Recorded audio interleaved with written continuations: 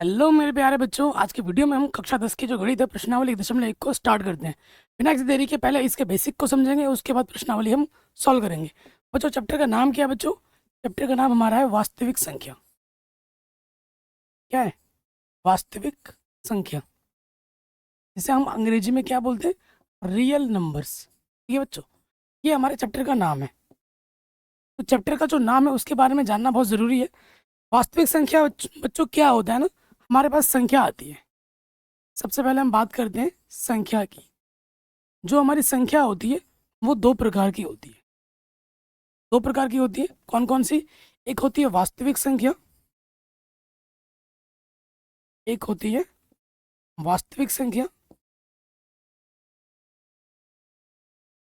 और एक होती है काल्पनिक संख्या। एक वास्तविक संख्या होती है और दूसरी क्या होती है बच्चों? काल्पनिक संख्या। काल्पनिक संख्या अपने सिलेबस में नहीं है। ठीक है, काल्पनिक संख्या आप पढ़ोगे कक्षा 11-12 में। ठीक है, अब वास्तविक संख्या भी दो प्रकार की होती है। वास्तविक संख्या भी दो प्रकार की होती है। एक तो होती है परिमेय संख्या, ये सब चीज़ आपने कक्षा 9 में भी पढ़ा होगा। एक तो होती है परिमेय संख्या और दूसरी होती है आपकी अपरिमेय संख्या।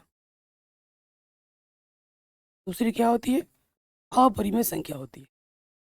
ठीक है, संख्या के बारे में बहुत जानना जरूरी है। संख्या दो प्रकार की होती है बच्चों, एक वास्तविक संख्या, एक काल्पनिक संख्या।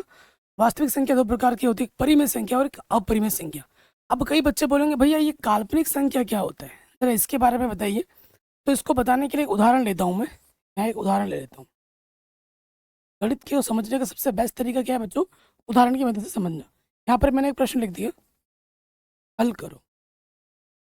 यहाँ मैंने लिख दिया हल करो, x² प्लस का 2 बराबर 0। आप कहोगे भैया ये तो बड़ा आसान है। क्या करोगे आप कि भैया ये प्लस का 2 हम उठाकर उधर ले जाएंगे, बराबर के माइनस का 2 हो जाएगा, कि बराबर के उधर जाने पर चिन्ह बदल जाता है। अब भैया हम क्या करेंगे? वर्गमूल निकाल लेंगे। प्लस माइनस, अंडर रूट के अंदर ये माइनस आ गया।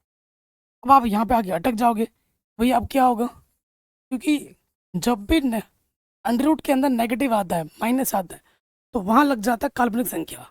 इसका भी वर्गमूल निकल सकता है, लेकिन क्लास 10 तक तो आप नहीं निकाल पाओगे। और यहीं पर आता है कॉन्सेप्ट काल्पनिक संख्या का, इमेजरी नंबर्स का। ठीक है, काल्पनिक है वो, इसको बस इमेजिन किया गया है कि भाई ऐसा हो सकता है। ठीक है, तो ये जब भी अंडर रूट के अंदर नेगेटिव है तो वहाँ समझ जाओ कि वो क्या है बच्चों? काल्पनिक संख्या है। और ये चीज़ आप कक्षा 11 में डिटेल में पढ़ोगे। ठीक है, कोई दिक्कत परेशानी बच्चों यहाँ तक नहीं होगी। अब देखिए, मुझे आपको दो चीज़ बतानी है। एक तो बताना है आपको भाज्य संख्या के बारे में, एक आपको मुझे बताना है भाज्य संख्या के बारे में। एक भाज्य संख्या के बारे में बताना है, ठीक, और एक अभाज्य संख्या के बारे में बताना है।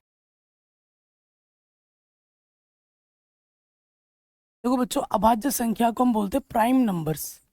क्या बोलते हैं? प्राइम नंबर्स बोलते हैं अंग्रेजी में। क्या होती है? संख्या, संख्या जिसके संख्या जिसके केवल जिसके केवल दो गुणनखंड हो।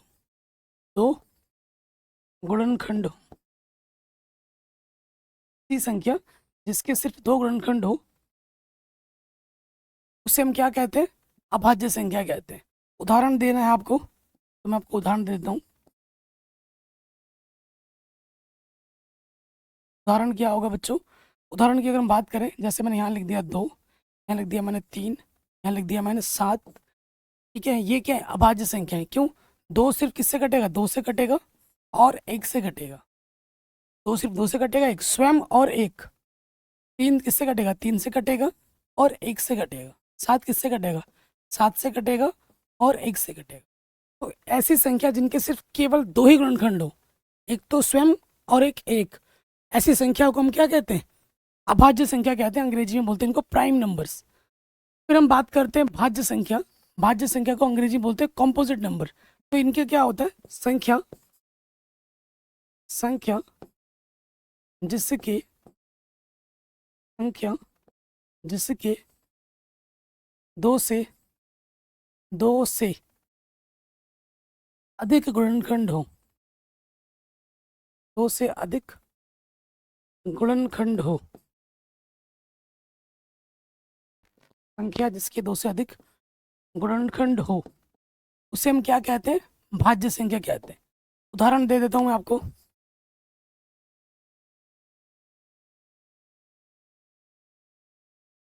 ठीक है, तो यहाँ देखिए, यहाँ क्या हो जाएगा भाज्य संख्या का?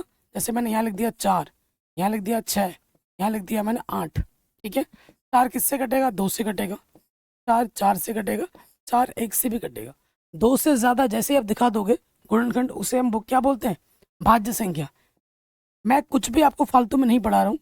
ये 2 से कटेगा, 3 से भी कटेगा, 6 से भी कटेगा और 1 से भी कटेगा।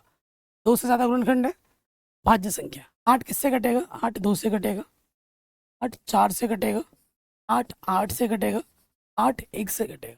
ऐसी संख्या जिनके 2 से ज़्यादा गुणनखंड हो उन्हें हम भाज्य संख्या कहते हैं। भाज्य संख्या को अंग्रेजी में कॉम्पोजिट नंबर कहा जाता है। अभाज्य संख्या को अंग्रेजी में प्राइम नंबर कहा जाता है। ठीक है, कोई दिक्कत परेशानी बच्चों यहाँ तक नहीं होगी। अब इसके बाद आपका आ जाता है एक प्रमेय। क्या जाता है? प्रमेय। अंक गणित की आधारभूत प्रमेय, फंडामेंटल थ्योरम ऑफ अरिथमेटिक्स। ये प्रमेय क्या कहती है? यहाँ पर लिखा हुआ होगा, पढ़ लेना, लेकिन मैं आपको एकदम आम भाषा में समझा देता हूँ।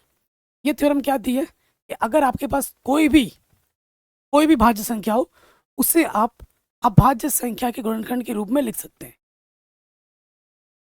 उसका जो गुणनखंड आएगा उसका क्रम इधर से उधर हो सकता है, लेकिन जो चीजें आएंगी वो एक ही बार होंगी। कहने का मतलब क्या है?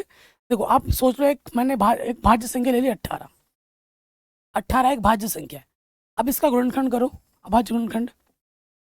एक स्थान पर 8 2 से कट जाएगा, 2 9 18, 9 है 3 से कट जाएगा, 3 3 9, 3 एकम 3। जब तक नीचे एक ना आ जाए तब तक हम क्या करते हैं? गुणनखंड करते हैं। तो देखो, हम 18 को कैसे लिख सकते हैं? 2 हमारा एक बार है, 3 हमारा 2 बार है। ठीक है, तो यहाँ देखिए, 18 हमारा क्या था? 18 हमारा भाज्य संख्या था, भाज्य संख्या थी, कोई दिक्कत नहीं है।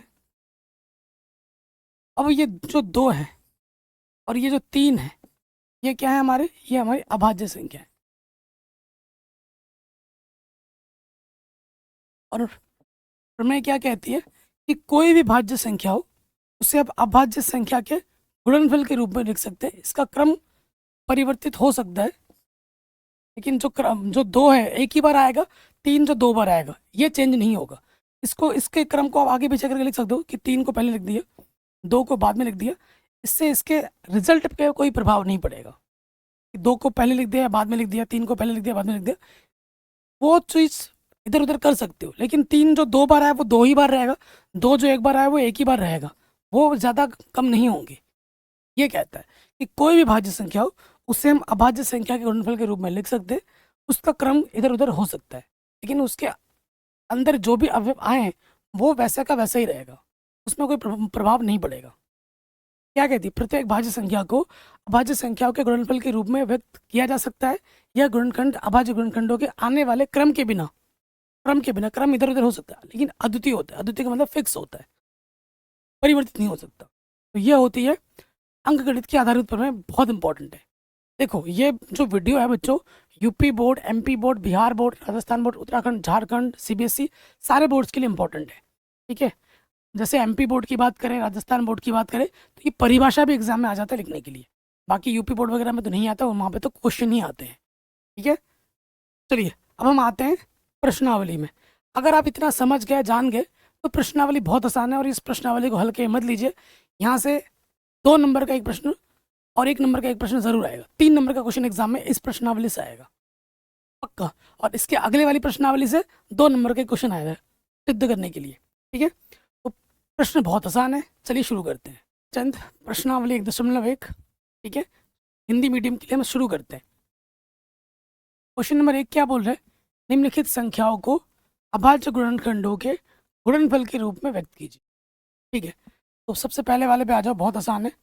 140 दे रखा है, इसका हमें क्या करना है? अभाज्य गुणनखंड करना है। करते हैं। 2 सत्ते 14, पीछे से लग गया 0, देखो बच्चों, कौन सी संख्या 2 से कटती है, 3 से कटती है, 4, 5, 6, ये विभाज्यता का नियम आपको आना चाहिए। प्लीज़, आपने कक्षा 6-7 से पढ़ा होगा। अगर नहीं आता है तो मुझे एक बार कमेंट कर देना, मैं इस पर एक सेपरेट अलग से वीडियो बना दूंगा। ठीक है, आता हो तो भी, नहीं आता तो भी मुझे बता देना कमेंट में। अब इकाई के स्थान में 0 है, फिर 2 से कटेगा। 2 3 6, 1 बचा, 10 हो गया। 2 पंचे 10। 5 से कटेगा, 5 7 35, 7 1 कम 7। जब तक नीचे 1 ना आ जाए तब तक हमें करना होता है। ठीक है ना। तो देखिए, 140 को मैं कैसे लिख सकता हूँ? 2 कितनी बार है? 2 बार है। 5 कितनी बार है? 1 बार है। 7 कितनी बार है? 1 बार है। तो हमें हमारा उत्तर ये मिल जाएगा, 2 की घात 2 गुणा 5 गुणा 7। ठीक है बच्चों, आसान क्वेश्चन है और इनको हल्के मत लो। ये जो प्रश्न है ये 1 नंबर में आ जाते हैं। ठीक है, एक संख्या दी जाएगी, बोलेगा इसका गुणनखंड करो, कभी 1 नंबर में कभी 2 नंबर में आ जाता है। अब हम इसके दूसरे पार्ट में आ जाते हैं। 156 का हमें अभाज्य गुणनखंड करना है। इकाई के स्थान पर 0 होने पर, 2 4 6 8 होने पर वो संख्या 2 से विभाजित होती है। तो ये 6 है, 2 से कटेगा। 2 7 14, 1 बचा, 6 आ गया, 16 हो गया। 2 8 16, 2 3 6, 1 बचा, पीछे से 8 आ गया, 18। 2 9 18। ठीक है, फिर 3 से कटेगा। 3 1 कम 3, 3 3 9, फिर ये आ जाएगा 13 1 कम 13। 13 एक अभाज्य संख्या होती है। 156 का जब हम गुणनखंड करेंगे तो हमें 2 मिलेगा 2 बार, 3 मिलेगा 1 बार, 13 मिलेगा। ठीक है, आराम से बन गया, कोई दिक्कत नहीं है। अब आ जाते हैं तीसरे वाले पे, 3825। ठीक है, इसका हमें क्या करना है? अभाज्य गुणनखंड करना है। इकाई के स्थान पर 5 हो या 0 हो तो वो संख्या 5 से विभाजित हो जाती है। 5 से कटेगा, 5 7 35, 3 बचा, 5 छंग 30, 2 बचा, 5 बचे 25। फिर इकाई के स्थान पर 5 है, 5 से विभाजित हो जाएगी, है ना। काटेंगे 5 से, 5 एकम 5, 2 बचा, 26 हो गया, 5 बचे 25, 1 बचा, 5 दिया 15। 3 से कटेगा, 3 बचे 15, 3 एकम 3, 3 एकम 3, 3 सत्ते 21। फिर यहाँ पे क्या आ गया बच्चों? 17 एकम 17, 17 एकम 17। तो हम 3825 को कैसे लिख सकते हैं? 5 2 बार है, 3 2 बार है, 17 1 बार है। ये इसका क्या हुआ बच्चों? अभाज्य गुणनखंड। कोई दिक्कत नहीं है, आगे बढ़ते हैं। क्या है हमारे पास? 5005। 5000, इसका हम अभाज्य गुणनखंड करते हैं यहाँ पे। 5 एकम 5 आ जाएगा, 5 0 0, 5 एकम 5। किससे कटेगा ये?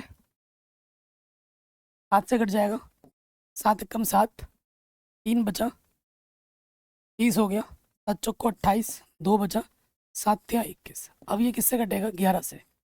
11 एकम 11, 3 बचा, 11 तिया 33, 13 एकम 13। बढ़िया क्वेश्चन है। 5005 को मैं लिख सकता हूँ, 5 एक बार है। हाँ, 5 जब एक बार होता है तो घात में एक लिखो ना लिखो उससे कोई फर्क नहीं पड़ता। 5 एक बार है, 7 एक बार है, 11 एक बार है, 13 एक बार है। इसका मतलब क्या हुआ कि सभी संख्या एक एक बार है, अगर घात में कुछ नहीं लिखा गया है। अब चाहो तो आ जाते हैं अगले वाले प्रश्न पर। क्या है हमारे पास? 7429। ठीक है, इस पे आ जाओ। तो जब इस पे आएंगे तो जब आप ट्राई करते जाओगे, अभाज्य संख्या से ही कटेगा, मतलब किसी विषम संख्या से ही कटेगा, अभाज्य संख्या बोल रहा हूँ।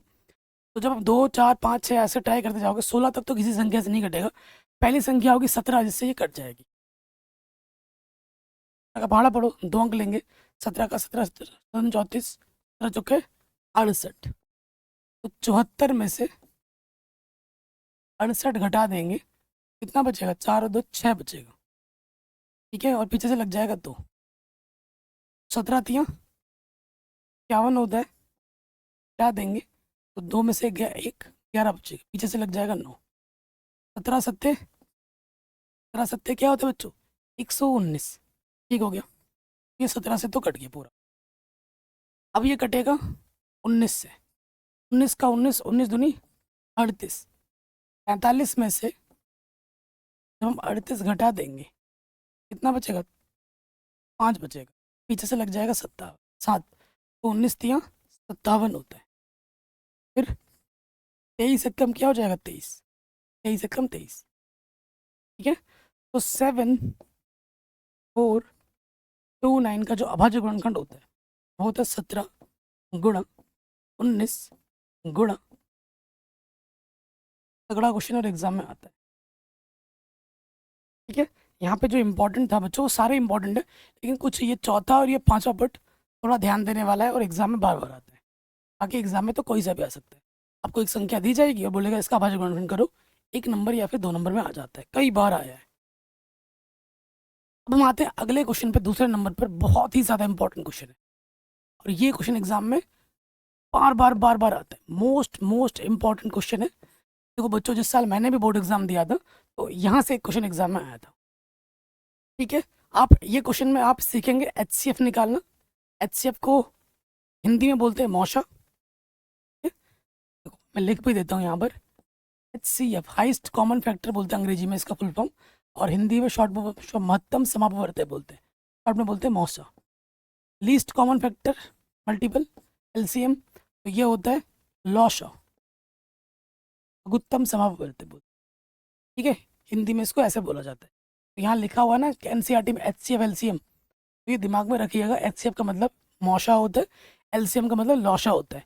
कैसे निकाला जाता है अभाज्य गुणनखंड विधि द्वारा, वो हम सीखेंगे। तो प्रश्न क्या बोल रहा है? पूर्णांकों के निम्नलिखित युग्मों के HCF और LCM ज्ञात कीजिए तथा इसकी जांच कीजिए कि दो संख्याओं का गुणनफल इसके बराबर होता है। ये खुद में एक फॉर्मूला है। दो संख्याओं का जो गुणनफल होता है वो किसके बराबर होता है? HCF गुणा LCM। इसे कॉपी में अच्छे से लिख लीजिए, दिमाग में छाप लीजिए। ठीक है, और ये दो संख्या के लिए ही लागू होता है। दो संख्या अगर आपको दी गई है और उसका HCF निकालते हो, LCM निकालते हो, तो दोनों संख्याओं का गुणा करके जो आएगा, उन दोनों संख्याओं का HCF और LCM जो आपने निकाला उनको गुणा करोगे तो वही आएगा। अगर ऐसा सेम टू सेम आ रहा तो आपका उत्तर सही है, अगर सेम टू सेम नहीं आ रहा तो आपने उत्तर गड़बड़ कर दी है। तो बहुत तगड़ा क्वेश्चन है, करेंगे कि करके। तो सबसे पहले आ जाते हैं फर्स्ट नंबर पर। हमें क्या करना है?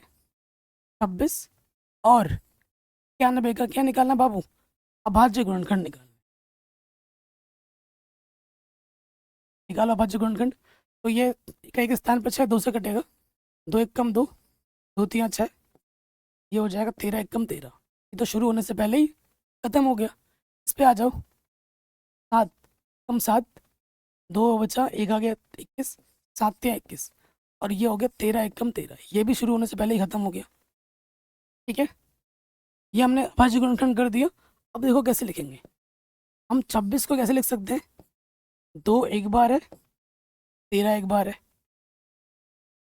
ठीक है, और 91 को कैसे लिख सकते हैं? समान संख्या के नीचे समान संख्या रखना है। यहाँ 13, यहाँ पे भी 13, तो 13 के नीचे 13 रखो। और क्या है? 7 एक बार है, 13 एक बार, 7 एक। कोई दिक्कत नहीं होगी, दो संख्या है। अब आपको क्या करना है अगले स्टेप में? वो संख्या ढूंढनी है जो दोनों में हो। तो देखो भाई, 13 हमारा दोनों में है, 13 हमारा दोनों में है। ठीक है, तो देखो बाबू, अगर हमें HCF निकालना है, ध्यान दीजिएगा, एक HCF है एक LCM है। HCF में क्या होता है? उसी संख्या को लेना है जो दोनों में है, उसके अलावा किसी को नहीं लेना है। जो दोनों में बस उसको ही लेना है, उसके अलावा और किसी को नहीं लेना है। तो 13 दोनों में है तो हमें 13 को लेना है। और HCF में लिया जाता है न्यूनतम घात। ध्यान रखिए, HCF में क्या होता है? न्यूनतम घात लेते हैं, सबसे छोटी वाली घात लेते हैं। और जब LCM निकालोगे उसमें अधिकतम घात लेते हैं। क्या लेते हैं बच्चों? सबसे बड़ी घात होगी वो लेना होता है। पता लग जाएगा कैसे। 13 है, 13 की न्यूनतम घात क्या है? सबसे छोटी घात एक ही है, एक से छोटी थोड़ी ना कुछ है। 13 को एक बार लिखना है, तो हमें हमारा HCF कितना मिला? 13। क्योंकि 13 ही वो संख्या है जो दोनों में है, और कोई संख्या तो है ही नहीं। 13 की न्यूनतम घात 1 है तो 13 आ जाएगा। अब LCM में आ जाओ, जो दोनों में है उसकी अधिकतम घात लो। 13 की अधिकतम घात क्या है? एक ही है, एक से बड़ा कुछ है क्या? नहीं है। अब जो बच गए हैं, तो 2 बचा और एक 17 7 बचा है। जो बच जाते हैं उनको गुणे में डाल देते हैं। तो 2 एक बार है, 7 एक बार, तो यहाँ आ जाएगा 13, 7 दूनी 14, 7 एक बार है, 2 एक बार है, 14, 13 चौके 52 और 2 हासिल लगा 5, 13 कम 13 और 5 18। तो ये हमें हमारा क्या मिल गया, एलसीएम। ये हमें हमारा क्या मिल गया, एलसीएम। अब हमें क्या करनी है बच्चों, जांच करनी है। क्या करनी है, जांच करनी है। तो जांच का नियम क्या है, जांच क्या कहती है कि दो संख्याओं का गुणनफल,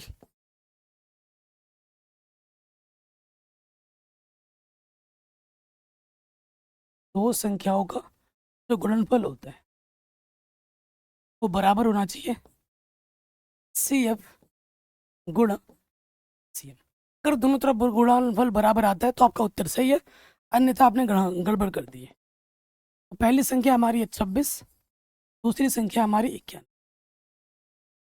ठीक है, फिर आ जाते हैं, जो एच सी एफ हमें मिला है 13 मिला है, और जो हमें एल सी एम मिला है वो मिला है 182। ठीक है प्यारे बच्चों, मैं आपके सामने गुणा करूंगा। यहाँ लिख देता हूँ 91, यहाँ लिख देता हूँ 26। गुणा करना है, 26 का पाला मुझे नहीं आता है। 6 कम 6, 6 नम 54। ठीक, 2 कम 2, 2 नम 18। 6 आ जाएगा, जोड़ देते हैं, 6 8 और 5 13। ठीक है, 23 66 आ गया गुणा करने, 23। अब इधर गुणा करके देखते हैं, 182 में मुझे गुणा करना है 13 से।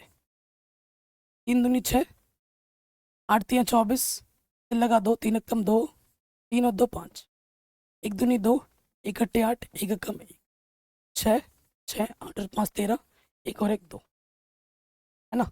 यहाँ पे गुणा करके क्या मिला मुझे, 23 66। आप देखेंगे कि भैया दोनों तरफ जो गुणनफल है वो सेम टू सेम है, क्योंकि जो लेफ्ट हैंड साइड है वो राइट हैंड साइड के बराबर है। तो जांच संतुष्ट है,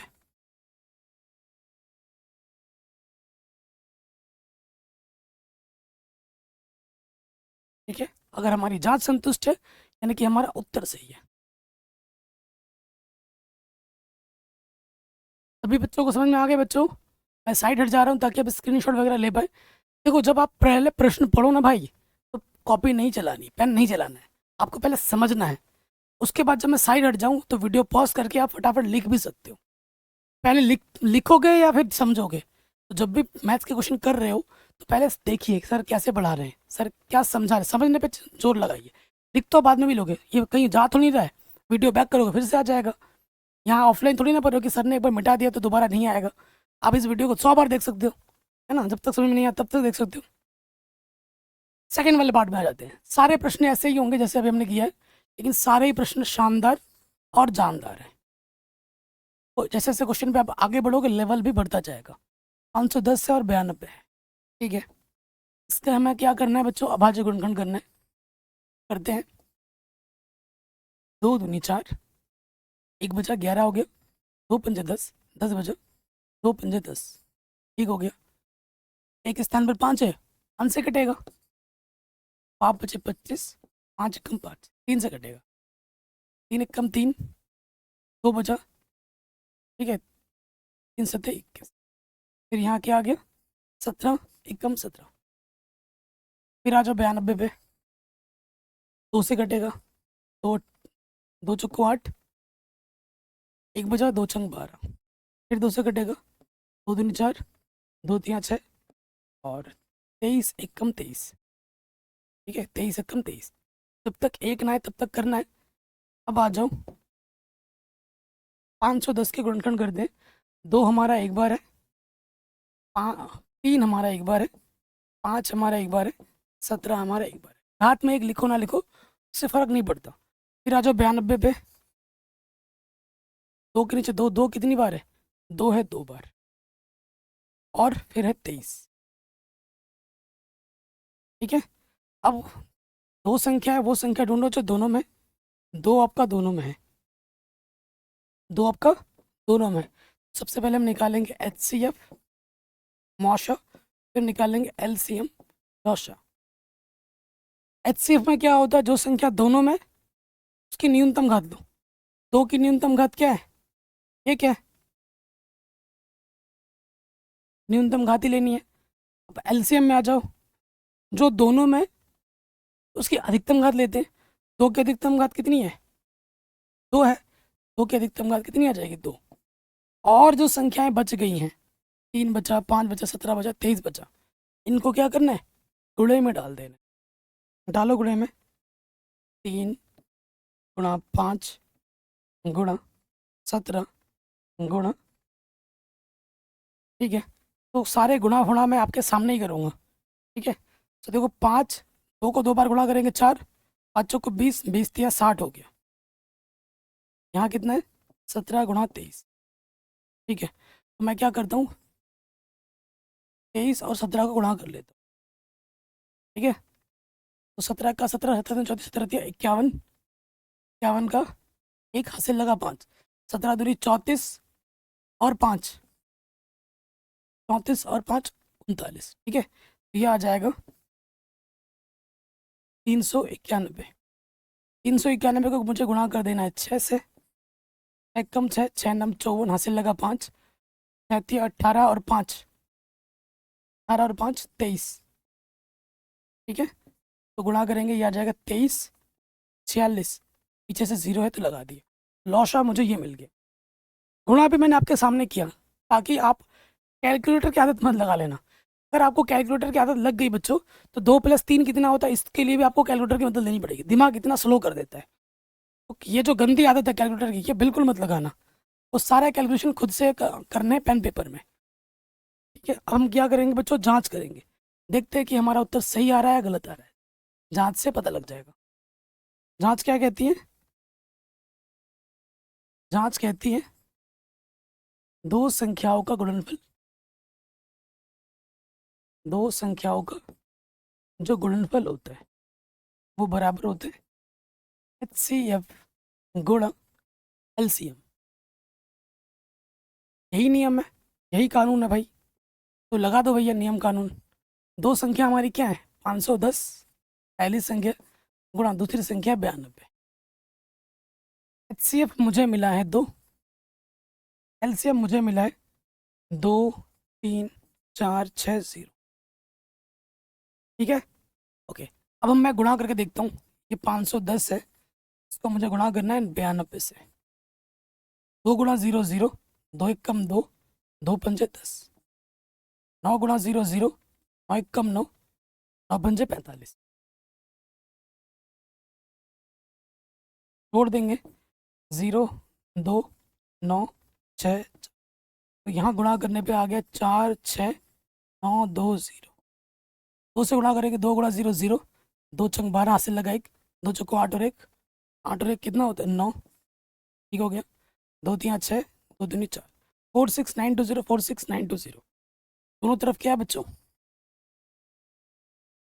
समान है, यानी कि हमारा उत्तर बिल्कुल सही है। कोई दिक्कत वाली बात, कोई परेशानी वाली बात नहीं है।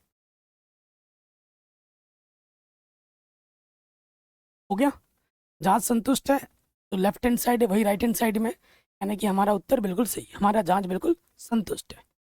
तीसरे नंबर पे आ जाते हैं, शानदार क्वेश्चन है। तो तीसरे नंबर पे आ जाओ। संख्या हमारे पास है 336 और क्या है 54, ठीक है भैया। इसका हमें क्या करना है, गुणनखंड करना है। चलिए करते हैं गुणनखंड। 2 से कटेगा, 2 एक कम 2। काटने के लिए अभाज्य गुणनखंड ये ना होना चाहिए, नहीं कि डायरेक्ट 4 से काट दे रहे हो, डायरेक्ट 9 से काट दे रहे हो, ऐसा मत करना, कभी भी गलत हो जाएगा पूरा।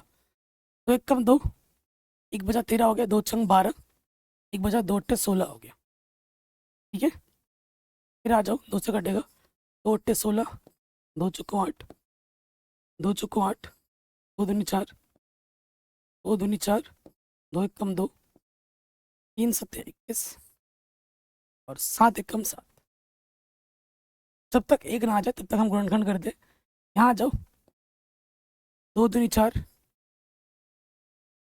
1 बचा, 2 सत्ते 14, 3 नम 27, 3 3 9, 3 एकम 3, जब तक एक ना। ठीक है, अब देखो गुणनखंड करते हैं। सबसे पहले मैं 54 का लिख रहा हूँ, किसी का भी लिख सकते हैं। 2 हमारा एक बार है, 3 हमारा 3 बार है भाई, दिया हो गया। फिर आ जाओ 336 में आ जाओ, तो देखो 2 हमारा कितनी बार है, 1 2 3 4 बार है। 2 हमारा 4 बार है, 3 हमारा एक बार है, 7 हमारा एक बार है। ठीक है, अब उस संख्या ढूंढो जो दोनों में है। 2 भी दोनों में है, 3 भी दोनों में है। ठीक है, तो सबसे पहले क्या निकालते हैं, HCF, फिर निकालेंगे हम LCM। HCF का नियम क्या है, जो दोनों में है उसकी न्यूनतम घात लेनी है। 2 की न्यूनतम घात कितनी है, अगली संख्या लिखने के लिए आपको गुणांक लगाना पड़ेगा। की बार 2 संख्या है ना दोनों में, अब तक एक एक आ रहा था, अब 2 आ गए, तो 3 आने पे क्या होगा, फिर गुणा करके 3 लिखोगे। ये तो हो गया, 3 लिखने के लिए गुणा लगा दिया। 3 की न्यूनतम घात क्या है, 1 है। 2 एक बार है, 3 एक बार है, 2 3 कितना होगा, 6। अब LCM पे आ जाओ, जो दोनों में है उसकी अधिकतम घात लो। 2 की अधिकतम घात कितनी है, 4। फिर आ जाओ 3 की अधिकतम घात कितनी है, 3। और जो बच गया, 7 बच गया, जो बच गया उसको क्या करते हैं, गुणे में डाल देते हैं। तो ये हो जाएगा, 2 को 4 बार गुणा करेंगे, 2 दूनी 4 दूनी 8 दूनी 16, 3 तिया 9 तिया 27, गुणे में कितना है, 7। चलिए गुणा करते हैं, इन दो संख्या को गुणा करते हैं। पहले हमारे पास है 27 गुणे 7, 7 सत्ते 49, असल लगा 4, 7 दूनी 14, 14 और 4 189, 189 का गुणा कर देना है 16 से। ठीक है, 6 नम 54, लगा 5, 8 छंग 48, 48 और 5 53, से लगा 5, 40 लगा फिर से 5, हाँ 53।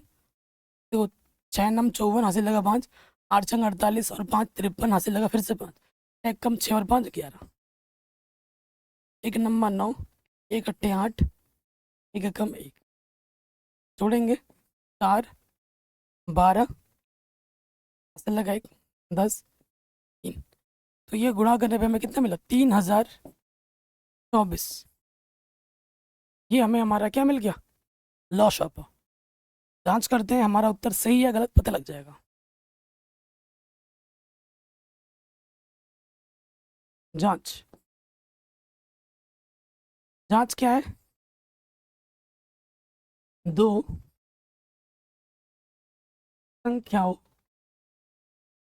का जो गुणनफल होता है वो बराबर होता है HCF गुणा LCM।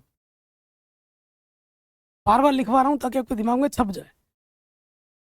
ठीक है, पहली संख्या हमारे पास कितनी है, 336 है।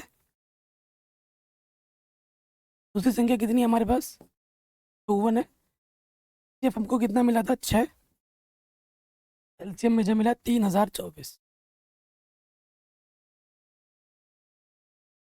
गुणा करते हैं 336 को 54 से गुणा करो, 4 छंग 24, हासिल लगा 2, 4 तियाँ 12 और 2 14, हासिल लगा 1, 4 तियाँ 12 और 1 5 छंग 30, हासिल लगा 3, 5 तियाँ 15 और 3 18, हासिल लगा 1, 5 तियाँ 15 और 1 16, जोड़ो 4 4 8 और 3 11, 6 और 1 7 और 1 8, 144। ठीक है, अब इधर गुणा करो, 6 चक्कू 24, हासिल लगा 2, 12 और 2 14, 33 18। देखिए दोनों तरफ क्या आ रहा है, दोनों तरफ क्या आ रहा है, समान आ रहा है। यानी कि हमारी जांच क्या है, संतुष्ट है। जो बाईं तरफ है वहीं दाईं तरफ है, यानी कि हमारा उत्तर बिल्कुल सही है बच्चों, है ना। कोई भी दिक्कत परेशानी हो तो आप वीडियो को दोबारा देख सकते हैं। अगले प्रश्न पे हम आ जाते हैं। ये प्रश्न और भी शानदार है लेकिन और आसान है, पहले वाले से आसान है। अब 2 की जगह 3 संख्या दे दी गई है, देख पा रहे हो 3 संख्या है। तो जब देखो बच्चों, नियम वही है, 2 संख्या हो, 3 संख्या हो, 10 संख्या हो, नियम वही रहेगा, है ना। आपने मिर्ज़ापुर वेब सीरीज देखी है? वहाँ पे एक गुड्डू भैया का डायलॉग है, गुड्डू भैया नहीं, मुन्ना भैया का डायलॉग है एक। मुन्ना भैया क्या कहते हैं? मुन्ना भैया के, हाँ मुन्ना भैया क्या, पापा क्या कहते हैं? गद्दी पे चाहे मुन्ना बैठे या चाहे कोई और बैठे, नियम सबके लिए समान रहेगा। तो भाई यहाँ पर भी वही डायलॉग है कि संख्या 2 हो, 3 हो, 10 हो, 50 हो, नियम सबके लिए सेम रहेगा। इस प्रश्न में क्या बोल रहे हैं? अभाज्य गुणनखंड विधि द्वारा निम्नलिखित पूर्णांकों के एचसीएफ और एलसीएम ज्ञात कीजिए। तो वो जो नियम था 2 संख्याओं का गुणनफल बराबर एचसीएफ गुणा एलसीएम, वो सिर्फ 2 संख्याओं के लिए ही लगता है। यहाँ ये वाला नहीं होगा कि 3 संख्या गुणनफल करोगे तो एचसीएफ बराबर एलसीएम होगा, इसमें नियम फेल हो जाता है। ये नियम यहाँ नहीं लगेगा, वो सिर्फ 2 संख्या के लिए ही है, 3 संख्या के लिए कोई नियम नहीं है। ठीक है, तो पहले वाले प्रश्न पे आ जाते हैं। पार्ट 1 क्या हमारे पास है? 12, 15 और 21 करते हैं गुणनखंड। तो 2 चंग 12, 2 तियाँ 6, 3 एकम 3। ठीक है, अब इस पे आ जाओ। 3 ही बचे, 15, 5 एकम, फिर 21 पे आ जाओ। 3 सत्ते 21, 7 एकम 7। आसान एकदम। 12 को मैं लिख सकता हूँ 2 2 बार है, 3 1 बार है। 15 को लिख सकता हूँ, 3 के नीचे 3 लिखना है, 3 1 बार है, 5 1 बार है। ठीक है, फिर 21 पे आ जाओ। 3 1 बार है और 7 1 बार है। क्योंकि 3 संख्या है, आपको ऐसी संख्या ढूंढनी है तो तीनों में हो।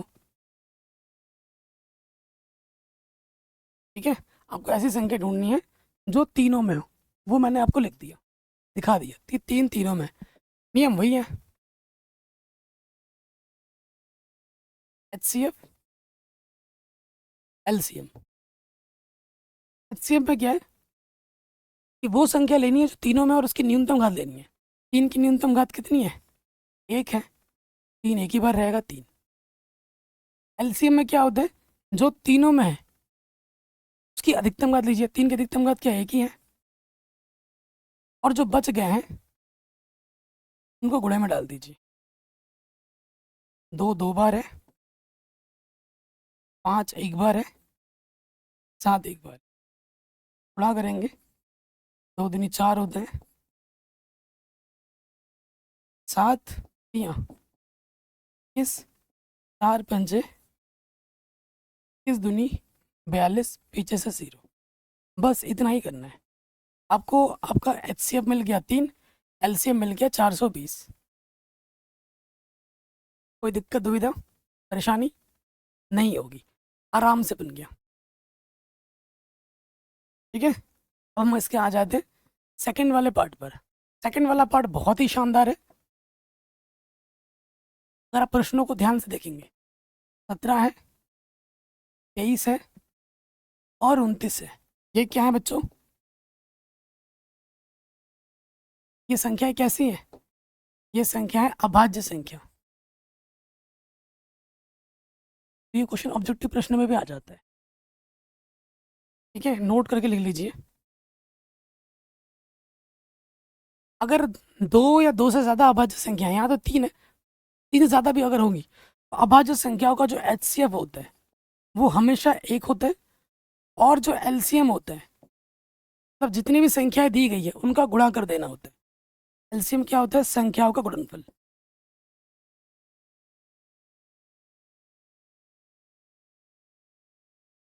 ठीक है, मतलब इसका आंसर क्या होगा कि आपको 17 को, 23 को और 29 को आपस में क्या कर देना? तीनों को गुणा कर देना है। जो भी आएगा वो आपका क्या हो जाएगा? उत्तर। ये मैंने एक नोट करके नियम लिखवा दिया। ठीक है, ये आपको किसी किताब में नहीं मिलेगा।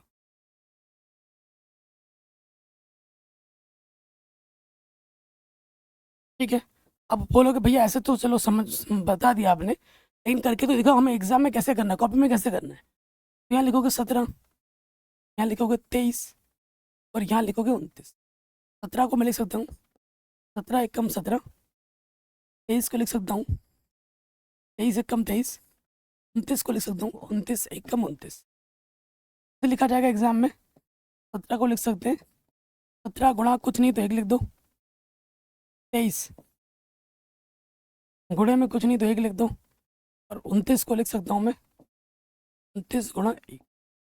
वो संख्या ढूंढो जो तीनों में,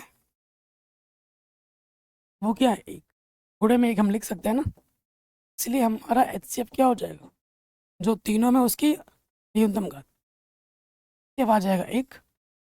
एलसीएम क्या होता है, जो संख्या बच गई उनको गुणे में डाल दो। 1 की अधिकतम घात 1 ही होगी, जो संख्या बच गई 17 बचा, 23 बचा, 29 बचा, इन तीनों को गुणा करोगे, कमेंट कर देना कितना आ रहा है मुझे आंसर, क्योंकि कोई भी किसी भी संख्या की 1 से गुणा वही होती है ना। तो मुझे कमेंट करके बताओ इन तीनों संख्या को गुणा करने पर कितना आ रहा है, कमेंट करके ज़रूर बताना। ठीक है, ये क्वेश्चन भी हो गया अपना आराम से। थर्ड वाले पार्ट पे आ जाओ, ज़बरदस्त क्वेश्चन है। 8 है, 9 है और 25 है। गुणनखंड करते हैं, 2 चौको 8, 2 दूनी 4, 2 एकम 2, 3 या 9, 3 एकम 3, 5 बचे 25, 5 एकम 5। ये गुणनखंड है। चलो गुणनखंड लिखो। 8 को मैं लिख सकता हूँ 2 कितनी बार है, 3 बार, 9 3 कितनी बार है, 2 बार, और 25 5 कितनी बार है, 2 बार। तो देखो ऐसी संख्या ढूंढो जो तीनों में हो, कुछ भी नहीं है।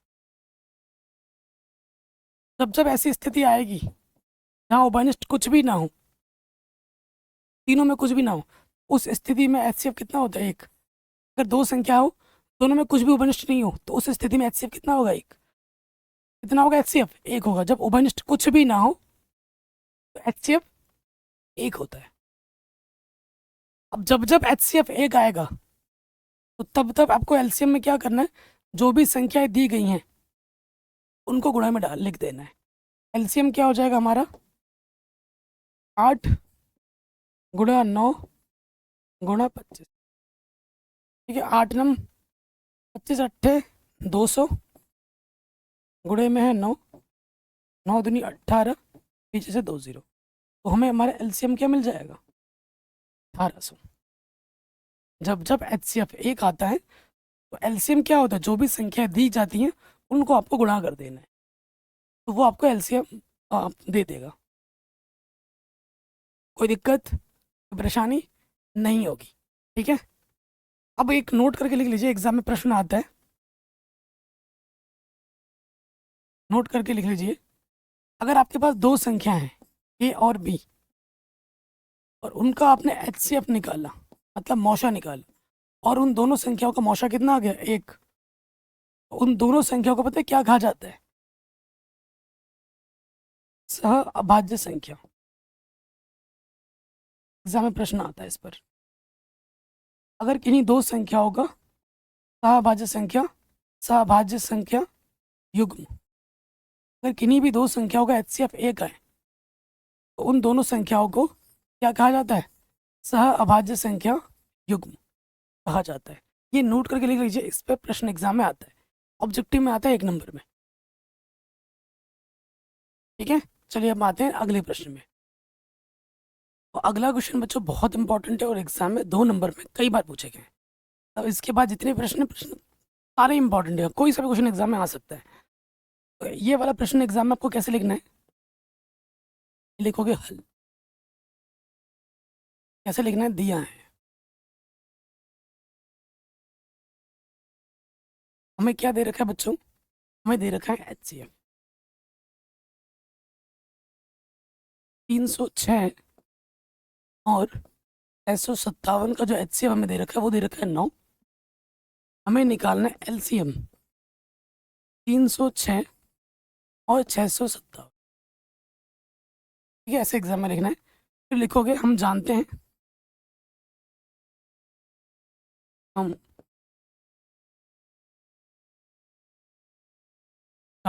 कि क्या जानते हो तुम भैया? भी मैंने बोला था, क्या बोला था? दो संख्याओं, यहाँ पर दो ही संख्या है, दो संख्याओं का गुणनफल, दो संख्याओं का जो गुणनफल होता है वो बराबर होता है HCF गुणा HCM। ये नियम होता है, ये नियम लिख दीजिए। हो सके तो डब्बे में बंद कर दीजिए। जब जब आप डब्बे में बंद करते हो तो दिखने में अच्छा लगता है। ठीक है, तो अब संख्या रखो। पहली संख्या 306, दूसरी संख्या है 657।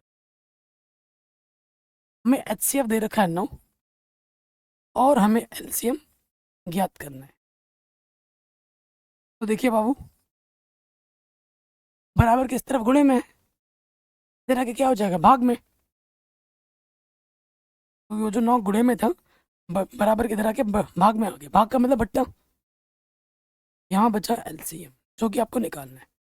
कटेगा, 9×3 = 27, 9×3 = 27, 3 बचा, 9 चौको 36। अब आपको 657 में 34 से गुणा कर देना है। 657 में 34 से गुणा कर देंगे, 7×7 = 28, हासिल लगा 2। ठीक है ना, 4×5 = 20 और 2 = 22, हासिल लगा 2। 4×6 = 24 और 2 = 26। 3×7 = 21, हासिल लगा 2। 3×5 = 15 और 2 = 17, हासिल लगा 1। 3×6 = 18 और 1 जोड़ देंगे 8, 3, 3, 12। तो आंसर आ जाएगा 22, 33। ये हमें हमारा क्या मिल जाएगा, LCM आंसर। तो ये क्वेश्चन एग्जाम में 2 नंबर में रिपीट मोड में पूछा जाता है। वेरी वेरी इंपॉर्टेंट है।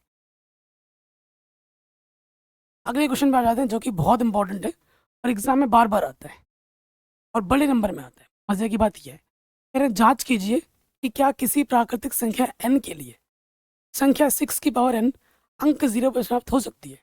तो कोई भी संख्या हो, अगर उसका हम गुणनखंड करें और गुणनखंड करने पर कम से कम 1, 2 और 1, 5 आ जाए तो वो संख्या 0 पर समाप्त होगी। 1 से ज़्यादा है चलेगा, लेकिन कम से कम 1, 2 और 1, 5 होना चाहिए।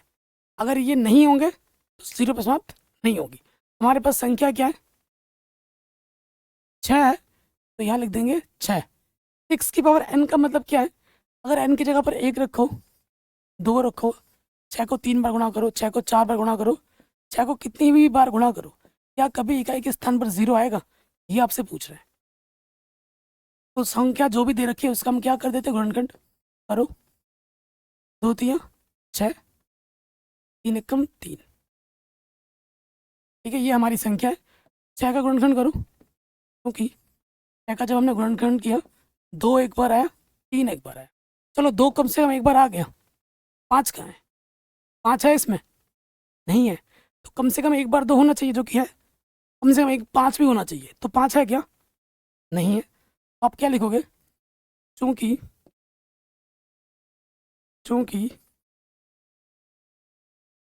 संख्या का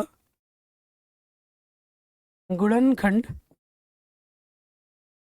क्योंकि संख्या का गुणनखंड 2 की पावर m गुणा 5 की पावर n ऐसे लिखना होता है। ध्यान दीजिएगा, 2 की पावर m गुणा 5 की पावर n का रूप नहीं है, n का रूप नहीं है। इसलिए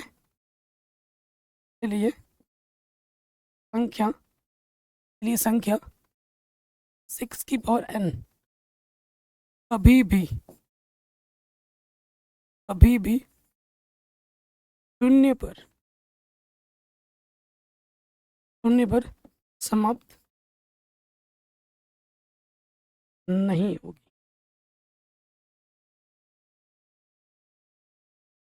ठीक है, इतना सा लिखना है और ये क्वेश्चन एग्जाम में 4 नंबर में आ जाता है, बड़े नंबर में। ठीक है, जैसे क्वेश्चन में लिख दूँ 10 की पावर n, तो ये 0 पे समाप्त हो जाएगा कि जब 10 का आप गुणनखंड करोगे, 2 पंजे 10, 5 एकम 5, 10 का जब आप गुणनखंड करोगे, 2 एक बार आ गया, 5 भी कम से कम एक बार आ गया, तो 0 पे समाप्त हो जाएगी। ठीक है, आराम से बन गया। अगला क्वेश्चन एग्जाम में आता है 2 नंबर में, बहुत इंपॉर्टेंट है, बार बार पूछा जाता है।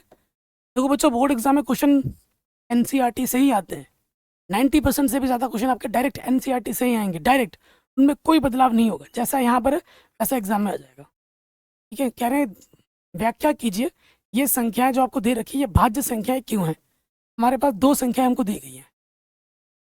ठीक है ना, पहली संख्या जो हमें दे रखी है वो दे रखा है 7 गुणे 11 गुणे 13 प्लस 13, ये हमें दे रखा है। 13 यहाँ पे भी है, 13 यहाँ पे भी है, 13 निकाल लो बहनिष्ठ, यहाँ से बचा 7 11, 13 एकम 13, 13 एकम 13, गुणनखंड निकाल लिया हमने।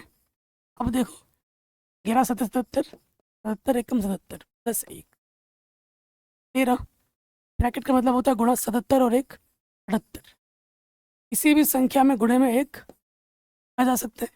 देखते हो, अब आप खुद देखेंगे कि भैया ये पहला गुणनखंड है, प्रथम गुणनखंड है, ये हमारा द्वितीय गुणनखंड है, और ये हमारा तृतीय गुणनखंड है, तीसरा गुणनखंड है।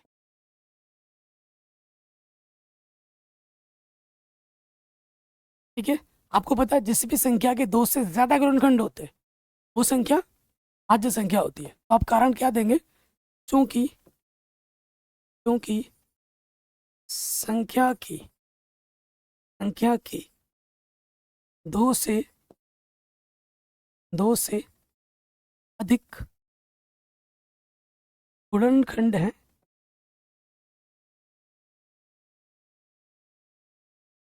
गुणनखंड है, इसीलिए संख्या भाज्य संख्या है।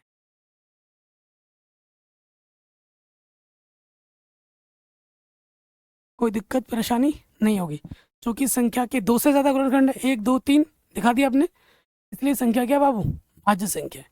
कोई भी दिक्कत परेशानी हो आप एक बार दोबारा देख सकते हैं।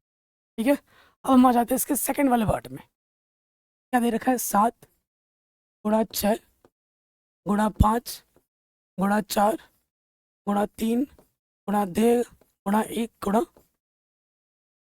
तो यहाँ आप देखेंगे कि भैया यहाँ पे भी 5 है और यहाँ पे भी 5 है, 5 हमारा निकल जाएगा उभयनिष्ठ, निकालो भैया 5 उभयनिष्ठ, 7 बचा 6 बचा, 5 बाहर है, 5 एकम 5, 4 गुणा 3 गुणा 2 गुणा 1, 5 बाहर आ गया, 5 एकम 5, फिर देखो 7 चंग 42 एकम 42, 4 तिया 12 दूनी 24 एकम 24,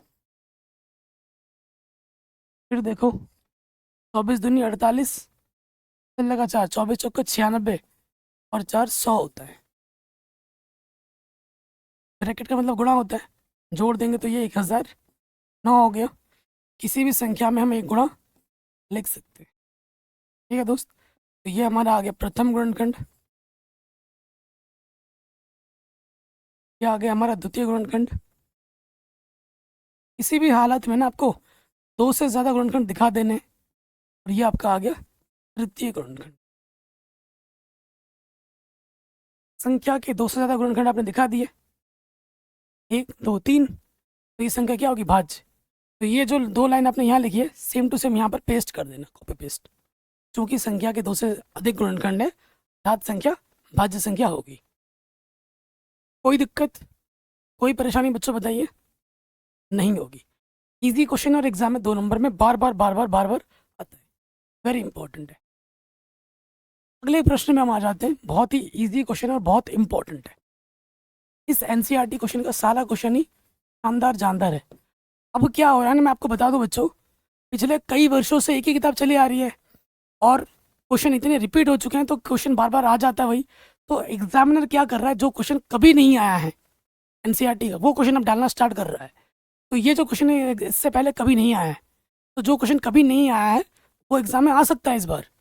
ठीक है, तो आपको मैं बता दूं, आप एनसीईआरटी ढंग से पढ़िए, सारे प्रश्न कीजिए, सारे उदाहरण कीजिए, क्योंकि कोई सा भी क्वेश्चन एग्जाम में आ सकता है। एग्जामिनर क्या कर रहा है, अब नए नए क्वेश्चन देना स्टार्ट कर रहा है जो पहले कभी नहीं आए हैं। इस चीज़ का हमें ध्यान रखना होगा। ठीक है, अब इस क्वेश्चन को करने से पहले मैं आपको एक नोट लिखवा देता हूँ, तो आपको क्वेश्चन में हेल्प मिलेगी। नोट क्या है, जब भी ऐसे सब शब्द वाले प्रश्न आएंगे और कहीं पर सेंस आ जाए अधिकतम का, अधिकतम या ज़्यादा, है ना, अधिकतम का मतलब आपको क्या निकालना है, एचसीएफ निकालना है। और कहीं पर अगर सेंस आ जाए न्यूनतम, कम से कम, न्यूनतम का मतलब क्या होगा, आपको एलसीएम निकालना है। ये दो चीज़ आप नोट करके लिख लीजिए कॉपी में। ठीक है, कि कहीं पर अगर सेंस आता है अधिकतम ज़्यादा, तो उधर आपको एचसीएफ निकालना होता है। कहीं अगर सेंस आता है न्यूनतम, कम से कम, सबसे कम, तो हमें निकालना है एलसीएम। अब आ जाओ प्रश्न में, पता लग जाएगा मैंने क्यों लिखवाया है। कह रहे हैं किसी खेल के मैदान के चारों ओर एक वृत्ताकार पथ है। खेल का मैदान है हमारे पास, चित्र बना के दिखाता हूँ। एक वृत्ताकार मैदान है,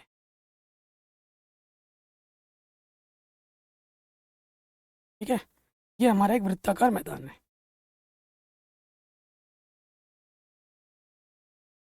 फिल कर दे इसको, इससे फिल कर देते हैं, इससे फिल कर। ये वृत्ताकार एक मैदान है, ठीक है। हमें क्या बोले, इस मैदान का एक चक्कर लगाने में सोनिया को 18 मिनट लगते हैं। जो हमारी सोनिया बेटी है, सोनिया, अगर वो मैदान का एक चक्कर लगाती है तो उसको लगते हैं 18 मिनट, ठीक है। और जबकि इसी मैदान के एक चक्कर लगाने में रवि को, जो रवि है, रवि भाई साहब को जो लगता है वो लगता है 12 मिनट, ठीक है। मान लीजिए कि वो दोनों एक ही स्थान पर है, मान लेते हैं कि रवि यहाँ पर है और सोनिया भी यहीं पर है, रवि और सोनिया दोनों यहीं पर है, ठीक है। एक ही स्थान और एक ही समय पर चलना प्रारंभ करके एक ही दिशा में चलते हैं, एक ही स्थान एक ही दिशा में चलते, माने इस दिशा में चलना स्टार्ट किया इन्होंने, ठीक है। कितने समय बाद वो पुनः प्रारंभिक स्थान पर मिलेंगे। देखो रवि भी यहाँ पर है, सोनिया भी यहीं पे, और इधर भागना स्टार्ट किया। तो जब गोल चक्कर है, रवि और सोनिया जब भागते रहेंगे, जब दिन भर भागेंगे तो एक जगह आकर कई जगह कई बार मिलेंगे, एक ना एक जगह पर टकराएंगे, बोलेंगे हाय रवि, हाय सोनिया, कैसी हो, मज़ा आ रहा है भागने में कि नहीं, ऐसे बात कहेंगे, है ना। तो रवि और सोनिया जब ऐसे चक्कर लगाएंगे तो कई बार मिलेंगे, एक जगह पर टकराएंगे, है ना, वो कहीं पर भी हो सकता है। लेकिन सबसे पहले जब वो टकराएंगे वो समय क्या होगा, सबसे कम होगा। तो पहली बार मिलेंगे, दिन में 24 घंटे होते हैं ना, तो अगर भागते रहेंगे तो कई बार मिलेंगे, लेकिन सबसे पहली बार जब टकराएंगे वो समय क्या होगा, सबसे कम। सबसे कम बोले तो न्यूनतम, ठीक है। और न्यूनतम बोले तो क्या निकालना होता है, एलसीएम। यानी कि प्रश्नानुसार हमें क्या निकालना है, प्रश्नानुसार हमें निकालना है दोस्त, हमें निकालना है एलसीएम रवि और सोनिया का, यानी 18 और 12 मिनट का। जो भी आएगा 18 और 12 का एलसीएम वो हमारा उत्तर हो जाएगा। तो यहाँ लिखते हैं 18, यहाँ लिखते हैं 12, कर देते हैं गुणनखंड। 2 नम 18, 3 तिया 9, 3 एकम 3, ठीक। 12 पे आ जाते हैं, 2 छंग 12, 2 तिया 6, 3 एकम 3। तो देखो दोस्त, हम 18 का गुणनखंड करेंगे, 2 एक बार है, 3 कितने बार है, 2 बार। 12 का गुणनखंड करोगे, 2 कितनी बार है, 2 बार, 3 है 1 बार। दो संख्या है, वो संख्या ढूंढो जो दोनों में है, 2 भी दोनों में है और 3 भी दोनों में है। तो हमें क्या निकालना है, हमें निकालना है एलसीएम। जो संख्या दोनों में है उसकी अधिकतम घात। 2 की अधिकतम घात कितनी है, 2। 3 की अधिकतम घात कितनी है, 2। 2 को 2 बार गुणा करोगे, 2 दूनी 4, 3 3 गुणा 3, 3 तिया 9, 4 नम 36, आंसर। यानी कि जब रवि और सोनिया दोनों एक ही स्थान से भागना प्रारंभ करेंगे एक ही दिशा में, तो वो 36 मिनट के बाद दोनों एक जगह पर टकराएंगे, ठीक है।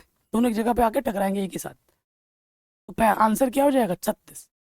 36 मिनट बाद वो दोनों एक जगह आके टकराएंगे। तो प्यारे बच्चों, इस तरीके से हमने ये जो प्रश्नावली 1.1 है कक्षा 10 की गणित, जो कि UP board, Bihar board, MP board, Rajasthan board, Uttarakhand board, Jharkhand board, CBSE board, हर एक हिंदी मीडियम बोर्ड के लिए इंपॉर्टेंट है, वो मैंने करा दी है। बाकी आपको वीडियो कैसी लगी है आप मुझे कमेंट करके ज़रूर बताएं। चैनल पर नए हैं तो प्लीज़ सब्सक्राइब जरूर करें, जो कि फ्री है सब्सक्राइब। और सब्सक्राइब करने के बाद नोटिफिकेशन बेल पर जरूर प्रेस कर दें। वीडियो को अपने स्कूल ग्रुप में अपने 5 स्पेशल दोस्तों के साथ जरूर शेयर करें, और आपके 5 स्पेशल दोस्तों के नाम भी मेंशन कर दें नंबर वाइज, है ना, ताकि मुझे भी पता लग जाए। और नेक्स्ट वीडियो आपको कौन चाहिए कमेंट करके हमें ज़रूर बताएं। अपना ख्याल रखें, मिलते हैं आपसे नई वीडियो में प्रश्नावली 1.2 के साथ। जय हिंद। डिस्क्रिप्शन ज़रूर चेक कर लेना, आपको बाकी सारे वीडियोस मिल जाएंगे।